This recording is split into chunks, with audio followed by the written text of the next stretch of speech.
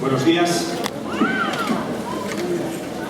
Tenemos por delante un texto esta mañana que prácticamente deja terminada la segunda carta del apóstol Pedro. Habrá un colofón, si Dios quiere, el domingo que viene. Y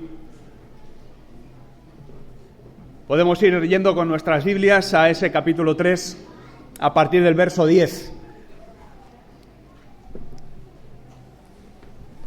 Los que hayáis estado siguiendo las anteriores exposiciones de los pasajes de la segunda carta de Pedro, ya habréis notado que el apóstol aprendió bien la lección cuando en tiempos de Jesús,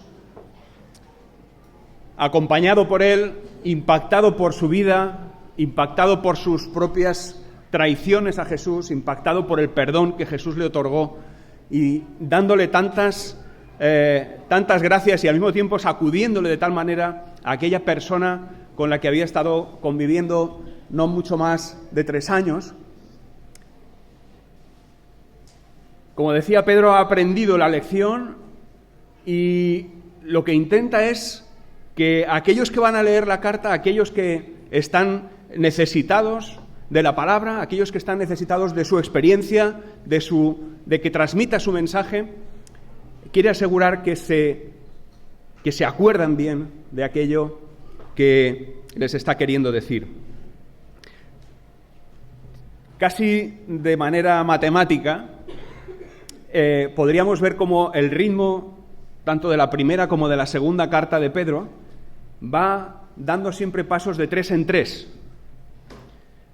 Sería muy interesante, pero no es el momento para demostrarlo, ¿verdad? Pero si os vais centrando en los textos de la primera y la segunda carta de Pedro, veréis cómo Pedro va dando la enseñanza, insistiendo 3 veces siempre en lo que él quiere transmitir. Fueron 3 veces las que él negó al Señor y fueron 3 veces las que el Señor le dijo: apacienta a mis ovejas, después de haberle preguntado si me amas. Y son 3 veces las que nosotros también necesitamos que se nos digan las cosas importantes. Así que esta mañana también en el texto vamos a ver cómo hay ese ritmo de 3 en 3. Y vamos a verlo porque necesitamos realmente que se nos queden algunas cosas grabadas. Hemos estado cantando cuestiones que tienen que ver con la entrega al Señor, con la adoración al Señor. Y Iván ahora decía, si podemos entregar nuestras vidas, es porque el Señor se ha entregado en forma de hijo, en forma de uno de nosotros, se ha entregado a nosotros. Y el apóstol Pedro lo tenía muy claro cuando escribe esta segunda carta, y el tema del fin de los tiempos es algo en lo que él quiere profundizar. Es algo en lo que él quiere profundizar, no tanto en los detalles, como vamos a ver ahora. Para el apóstol Pedro los detalles no son tan importantes, los detalles de cómo será el fin, sino el hecho en sí del fin de los tiempos. Pedro no escribió el Apocalipsis, pero esta segunda carta posiblemente contiene la mayor concentración de referencias al fin de los tiempos permitidme la expresión, por capítulo cuadrado, ¿verdad? Por extensión. ¿Por qué? Porque el mundo tal como lo conocemos hoy va a terminar. El mundo tal como lo conocemos hoy, tanto el tiempo en el que estamos ahora como los tiempos pasados, que parecen que están siendo una rutina, una especie de historia cíclica, la historia se repite, sabéis que hay muchos historiadores que hablan de ello. Otros dicen, bueno, se repite pero va avanzando. ¿Hacia dónde va avanzando la historia? Pues el apóstol Pedro y todo el Antiguo Testamento, la enseñanza de Jesucristo y la enseñanza de los apóstoles apunta a ese final, y el apóstol Pedro se quiere centrar en esto, ya terminando su segunda carta, para insistirles una vez más que no solamente van a acabar los tiempos, el tiempo tal como lo conocemos, sino también va a acabar este universo también tal como lo conocemos. hace referencias aquí a un cataclismo universal, ahora lo veremos, jamás vivido por los seres humanos. Quizá hayan vivido algo similar los dinosaurios cuando se extinguieron, pero como seres humanos jamás en la historia habremos vivido nada parecido. Y lo que está enseñando en este capítulo, sobre todo en esta segunda parte del capítulo 3, el apóstol Pedro, es justamente, y dado que eso se va a producir, ¿qué a nosotros? ¿Qué a nosotros? ¿En qué nos atañe todo esto? Seguro que a medida que has ido tomando conciencia de que estás vivo o viva, sabes que un día tu vida va a terminar. Pues igualmente, el apóstol Pedro quiere decirles a sus lectores y quiere decirnos a nosotros hoy por medio del Espíritu Santo que tanto si nuestro día termina hoy, ahora, como si todo este mundo se acaba, porque para el caso es lo mismo, hay algo que diferencia inmediatamente a aquellos que han creído de aquellos que todavía no lo han hecho. Y es más, los diferencia de tal manera que incluso los distingue cuando la declaración de haber creído no es verdadera, no es auténtica, no permanece. Pero el llamado de hoy, y vamos a leer el texto antes de continuar, vamos a verlo casi al final del texto, a ver si somos capaces de detectarlo. Versículo 10 del capítulo 3 de la segunda de Pedro. Pero el día del Señor vendrá como un ladrón.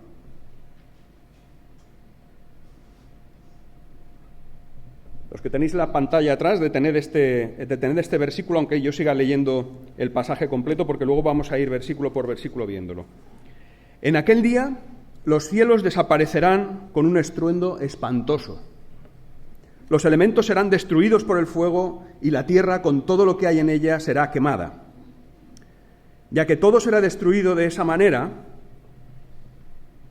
¿no deberíais vivir como Dios manda, siguiendo una conducta intachable y esperando ansiosamente la venida del día de Dios? Ese día los cielos serán destruidos por el fuego y los elementos se derretirán con el calor de las llamas. Pero, según su promesa, esperamos un cielo nuevo y una tierra nueva en los que habite la justicia. Por eso, queridos hermanos, mientras esperáis estos acontecimientos, esforzaos para que Dios os halle sin mancha y sin defecto y en paz con Él. Tened presente que la paciencia de nuestro Señor significa salvación, tal como se escribió también nuestro querido hermano Pablo con la sabiduría que Dios le dio. En todas sus cartas se refiere a estos mismos temas. Hay en ellas algunos puntos difíciles de entender que los ignorantes e inconstantes tergiversan, como lo hacen también con las demás escrituras, para su propia perdición. Vamos al versículo 10. El día del Señor vendrá como un ladrón. Algunas versiones añaden como un ladrón, añaden en la noche, para todavía darle más énfasis al sentido de sorpresa, al sentido de algo inesperado, de algo para lo que uno no está preparado, de algo para lo que uno no tiene defensa.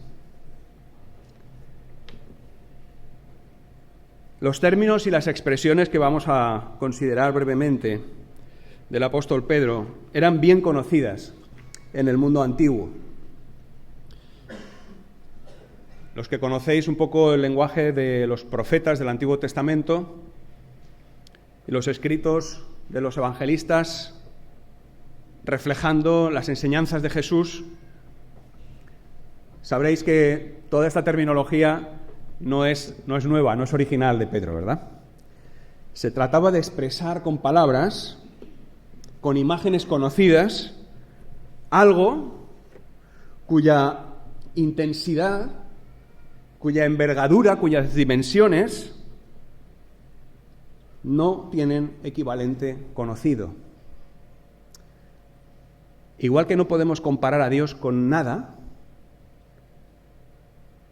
el final de los tiempos no es comparable a nada. Y por lo tanto, los escritores del Antiguo Testamento, el propio Señor Jesucristo y los apóstoles se esfuerzan por, inspirados por el Espíritu Santo, cautivar nuestra atención hacia algo que no se puede expresar con palabras, pero que tiene la intensidad y tiene las imágenes vivas, reflejadas de alguna forma, aunque pobre, en los elementos de la naturaleza, principalmente. Y se utilizan términos muy similares a los que describen, todavía no hemos encontrado términos mejores, a los truenos cruzando el cielo, a los terremotos abriendo la tierra y a los volcanes haciendo erupción. Algunas de las palabras originales expresadas aquí no tienen traducción ninguna. Hay que interpretar qué es lo que ha querido decir el autor y después ponerlo en español. Como sabéis, el griego antiguo es un idioma mucho más rico que el castellano, aun siendo el castellano de lo más completo que hay, desarrollado durante siglos. Aún así, el griego en el que están escritos la mayor parte de los escritos del Nuevo Testamento es todavía más rico. Tiene palabras para expresar no solo conceptos, sino situaciones y circunstancias para las que en castellano o en inglés o en otros idiomas modernos no tenemos equivalentes.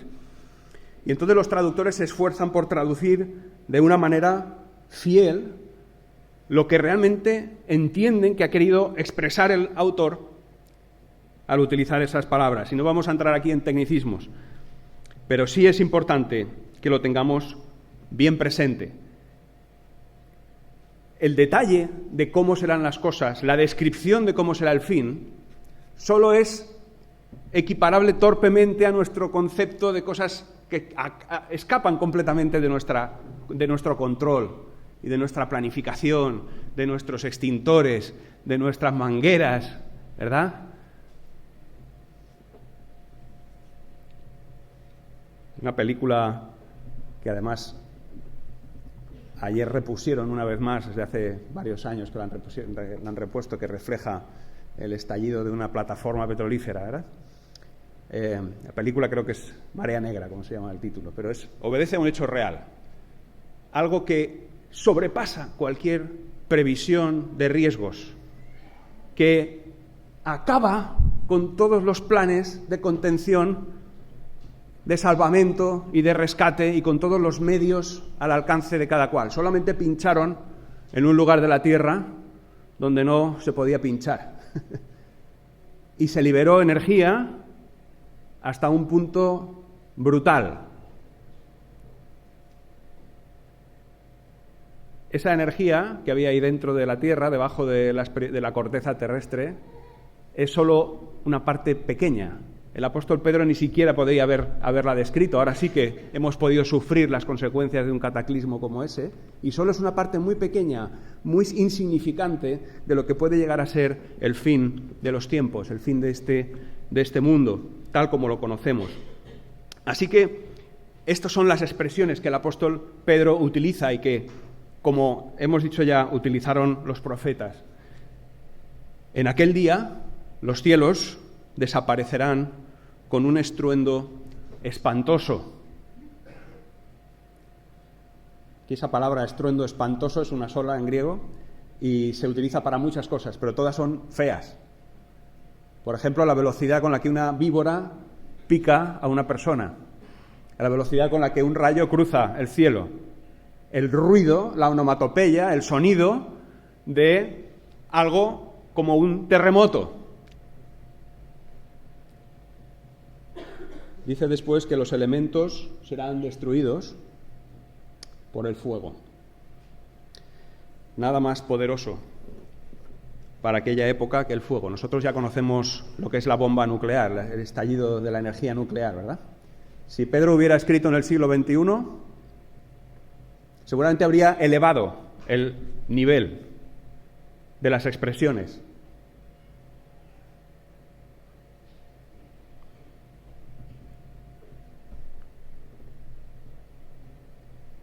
Lo que sí que está diciendo aquí es que no hay ningún ser humano que se pueda librar. Cuenta Donald Carson, que algunos conocéis por algunos libros que hemos estado citando y también tenemos en la librería para vender o para que la gente los lea y nos edifiquen. Cuenta Carson que en los años 50 hubo toda una corriente en Canadá y en Estados Unidos de personas que, ya parecía que se acercaba el fin del mundo, había muchas predicciones en cuanto a fechas y demás, y hubo toda una corriente, incluso entre los creyentes, de personas que, si tenían posibilidad, estaban construyéndose refugios para cuando llegase el día del Señor.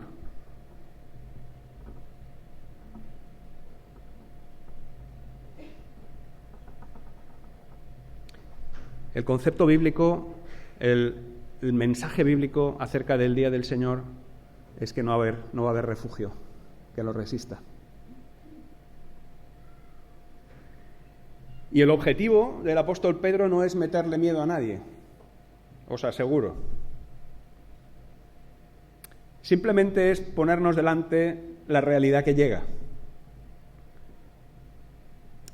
Darnos a entender que si hoy disfrutamos de salud, de comida, de casa, de trabajo, aunque nos quejemos por todo eso también, eso no puede darnos una falsa seguridad, sino que todo eso en cualquier momento se puede ir. Y si no, nosotros mismos en cualquier momento nos podemos marchar también, ¿verdad?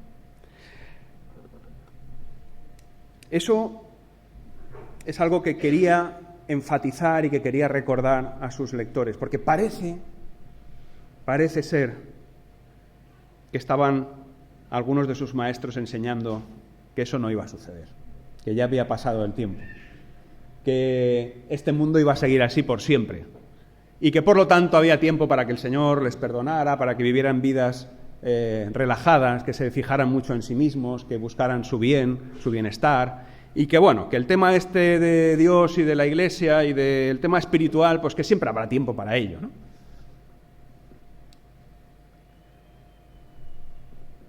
Sin embargo, Pedro les dice, ya que todo será destruido de esa manera, ¿no deberíais vivir como Dios manda? Y aquí no es una frase hecha, la frase hecha vino después. Vivir como Dios manda. Hoy en día lo hacemos como una frase hecha, pero vivir como Dios manda en ese momento es la frase original.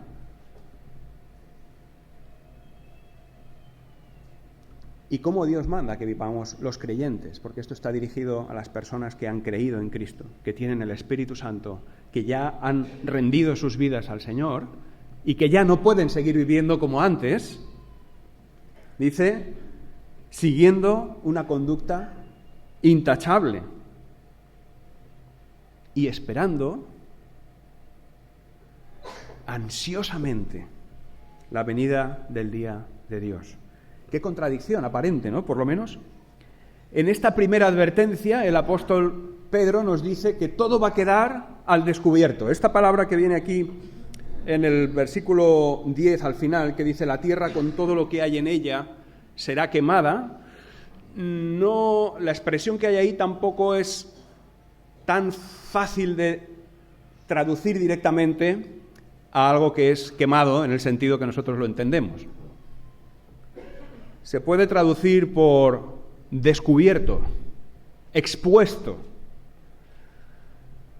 algo que va a quedar tal como es, diríamos en cuadro, en esqueleto, en base. Ya que tu vida y mi vida y todo lo que tenemos y todo lo que pensamos, que controlamos, va a quedar aniquilado, va a quedar anulado, y todo lo auténtico, lo que hay detrás de nuestras vidas, lo que realmente nos impulsa, lo que realmente nos mueve a actuar, va a quedar al descubierto. Esto sería otra lectura del mismo pasaje. ¿No deberíais vivir como Dios manda? Fijaros cómo cambia, ¿verdad?, el sentido. Parece que cuando habla de la tierra y de las cosas, parece que está hablando de algo inmaterial. Cuando de repente nos atañe a nosotros, a nuestra vida personal, a nuestras motivaciones, a nuestra manera de ver la vida, enfocar los problemas y tratarnos con los demás, el asunto cambia y el apóstol Pedro dice: ¿no deberíais vivir como Dios manda, siguiendo una conducta intachable y esperando ansiosamente la venida del día de Dios? Bueno, aquí alguno podría decir: bueno, si todo va a ser quemado, aniquilado y demás, ¿no? Si al final vamos a morir, pues comamos y bebamos, ¿no? Decían algunos. ¿Cierto? Pero es que hay algo después, es que hay algo más. Es que hay algo que viene detrás de eso. Es la segunda advertencia de Pedro. Es la advertencia que tiene que ver con la promesa.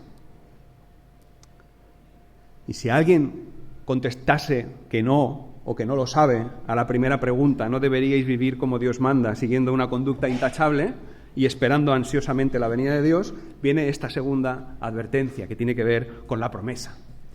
Ese día, dice el verso 12, la segunda parte, los cielos serán destruidos por el fuego y los elementos serán derretidos, se derretirán con el calor de las llamas. Ese día se acabará todo, tal como lo conocemos.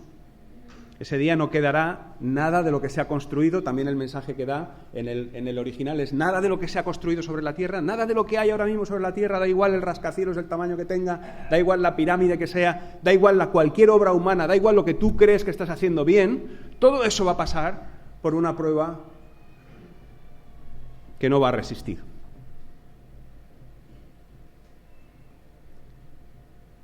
Dice: pero según su promesa, esperamos un cielo nuevo y una tierra nueva en los que habita la justicia. Desde Isaías a Zacarías, todos los mensajes proféticos, sin excepción, hacen referencia más o menos explícita, con mayor o menor detalle, al momento en que la historia humana cambie de coordenadas, ¿verdad? Cambie de referencias, mude a nuevos cielos y nueva tierra. El fin no es el fin, sino es el paso. Según su promesa, esperamos un cielo nuevo y una tierra nueva, en los que habite la justicia. Por eso nos damos cuenta que Pedro no se está refiriendo solo al mundo físico, visible, material, sino justamente al mundo espiritual en el que habita la justicia, algo que en este mundo no habita, excepto a través de Jesucristo en su iglesia fiel. Ahora sí entendemos todos por qué se nos invita a llevar una vida especial. Ahora sí entendemos todos por qué tenemos que plantearnos un cambio de paradigma, un cambio de ejemplo, un cambio de estructura mental y sobre todo de estructura espiritual. Por eso dice el 14: queridos hermanos, mientras esperáis estos acontecimientos, esforzaos para que Dios os halle sin mancha y sin defecto y en paz con Él. ¿Cuántos de los que estamos aquí estamos en ese momento de esfuerzo porque el Señor nos halle?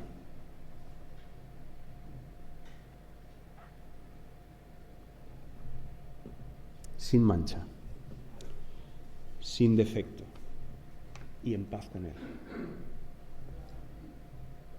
Esta mañana, seguro que en las primeras horas ya hemos tenido alguna ocasión para demostrarnos a nosotros mismos lo mucho que necesitamos el perdón de Dios. ¿Cómo has llegado hasta aquí? Yo a duras penas he llegado. a tiempo, corriendo por la calle, pasándome los límites de velocidad y pidiéndole al Señor que me guardara para llegar a la hora.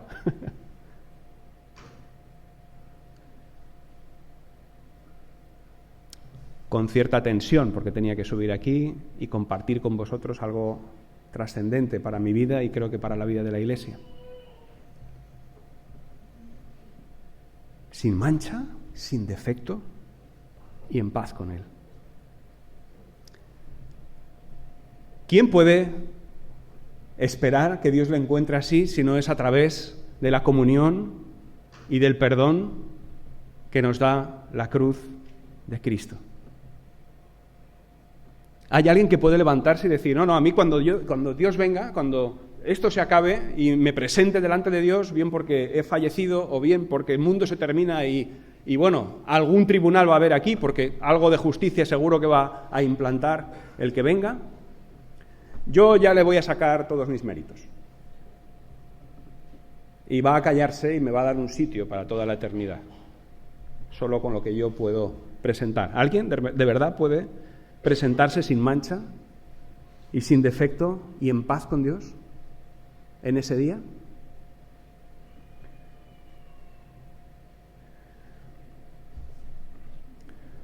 Es evidente que no. Es evidente que solo a través de la persona de Jesucristo, al que aquí adoramos, al que aquí proclamamos, al que aquí alabamos por lo que hizo por nosotros, ahora recordaremos cómo dio su vida, consciente de que era inocente, pero consciente de que iba a rescatar a muchos. Solo a través de Jesucristo es que podemos presentarnos en aquel día, sin mancha y sin defecto, y en paz con Él. Tened presente, dice el versículo 15, que la paciencia de nuestro Señor significa salvación. Y al menos en esta ocasión en la que me he acercado a este pasaje, he tenido la certeza de que esta es la idea central del pasaje. Este es el mensaje de este corto pasaje de la carta segunda de Pedro. Tened presente que la paciencia de nuestro Señor significa salvación. Y celebradlo. Aquellos que protestaban y los que hoy también protestan porque parece que no va a haber cambio, parece que este mundo cada vez va a peor, se va degradando y no hay esperanza, tienen aquí un texto reparador, un texto que da paz, un texto que si lo creemos de verdad puede darnos también un estilo de vida, una manera de conducirnos cada día distintos, porque cada día podemos tener presente, como dice el versículo 15, y me gustaría que como Iglesia lo tuviéramos también memorizado de alguna manera, tened presente que la paciencia de nuestro Señor significa salvación.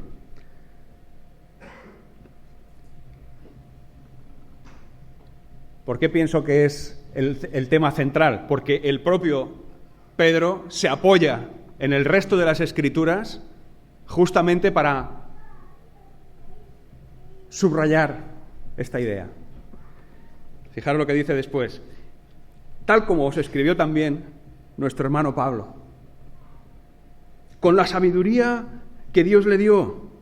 En todas sus cartas se refiere a estos mismos temas. ¿Hay en ellas algunos puntos difíciles? Claro que sí.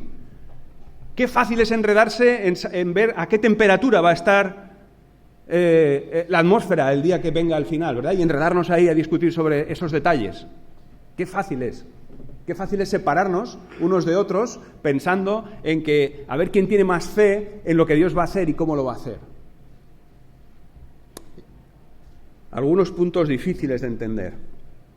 Pero lo que no es difícil de entender es que el final llega, que el día del Señor, muy anunciado y exactamente con las mismas palabras por todos los profetas, el día del Señor vendrá como ladrón, llegará sin que nos demos cuenta, sin que lo esperemos, el día que menos lo esperes.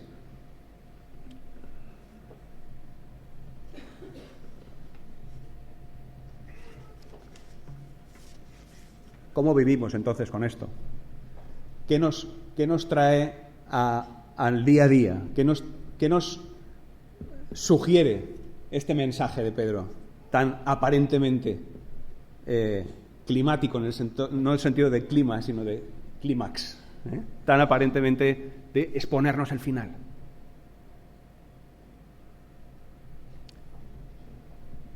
Celebra que la paciencia de nuestro Señor significa salvación. Levántate cada mañana trayendo a tu memoria la inminente venida de Cristo. Entre las pocas cosas que uno puede ser capaz de hacer recién despierto, apúntate esta. Levántate cada mañana y trae a tu memoria la inminente venida de Cristo.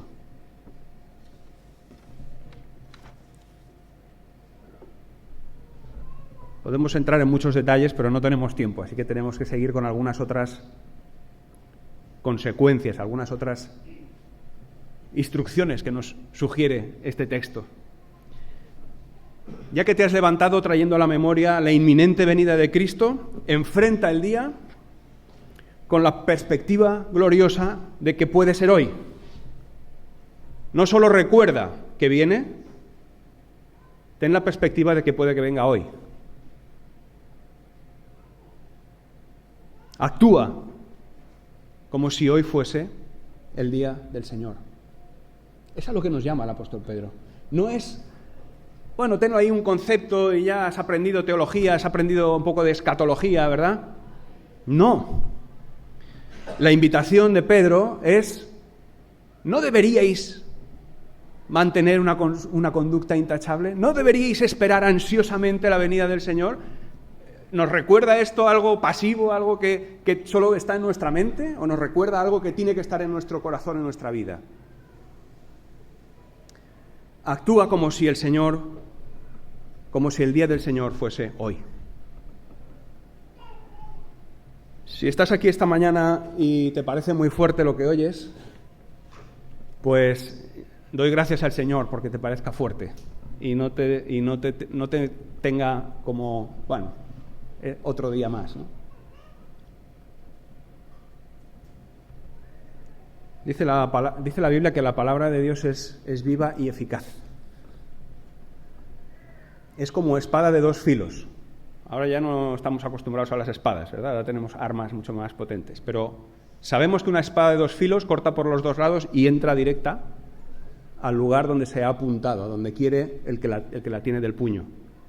No se desvía. Así es la palabra de Dios. Así es lo que estamos escuchando, que no son palabras mías, que son palabras inspiradas por el Espíritu Santo, por el Espíritu de Dios. Esto en cuanto al inicio y el transcurso del día. Un par de sugerencias más al final del día. Acuéstate, dando gracias por una nueva oportunidad de salvación. Dando gracias porque el Señor te ha puesto delante la oportunidad de compartir el Evangelio que a ti, a tu vida, ya ha llegado con otros que todavía no lo conocen. Y si ese día, por lo que sea, no has podido hacerlo, prepárate para el día siguiente. Acuéstate dando gracias por una nueva oportunidad de salvación que el Señor ha dado a este mundo y a ti para que crezcas en tu dependencia de Él. Acuéstate celebrando la misericordia del Padre al presentar a su Hijo a los seres humanos que andamos cuando no estamos con Él, desesperados. En este mundo hay mucha desesperación, mucha más de la que parece. La gente tiende a sonreír ante la vida, tiende a disfrutar el momento, en general, porque tiene miedo. Esta semana he estado desayunando en un lugar donde detrás de la barra había un cartel muy grande que parecía que era el lema de los propietarios. Disfruta el momento. Disfruta del día. Y parece algo positivo, ¿verdad? Bueno, mira, me alegra el día. Encima, si además es una camarera guapa, pues todavía me alegra el día. O un camarero guapo. Disfruta del día. ¿Cuál es la realidad de cada uno? ¿Cómo llega cada uno a desayunar, ¿no?, a ese bar? Ves las caras de las personas y ves el miedo. Miedo por tres cosas fundamentales. Vienen en la palabra también, y sería para otro tema, otro día.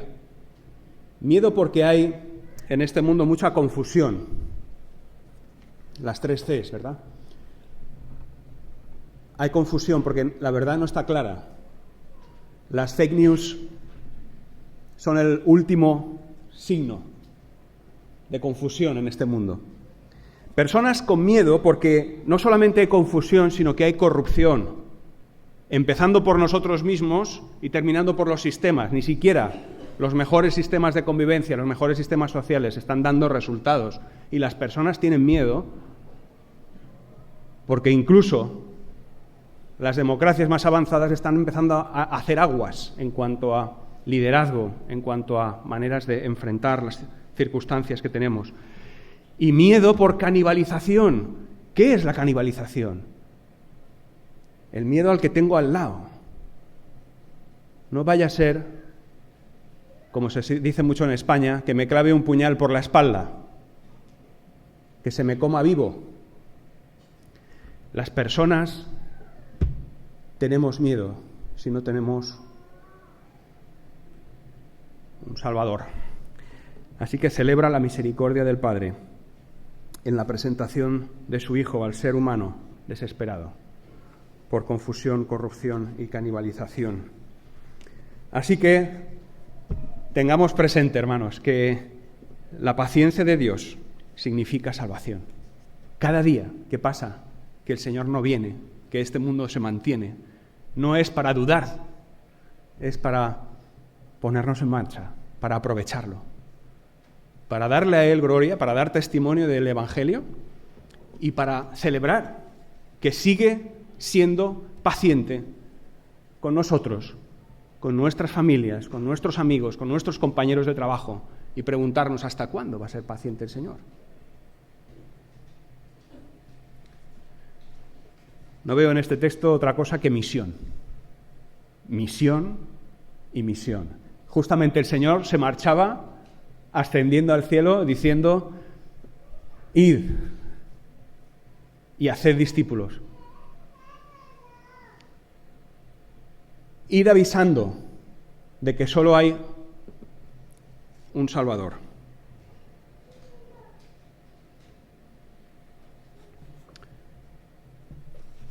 Y hoy domingo es el Día del Señor también, en otro sentido, ¿verdad?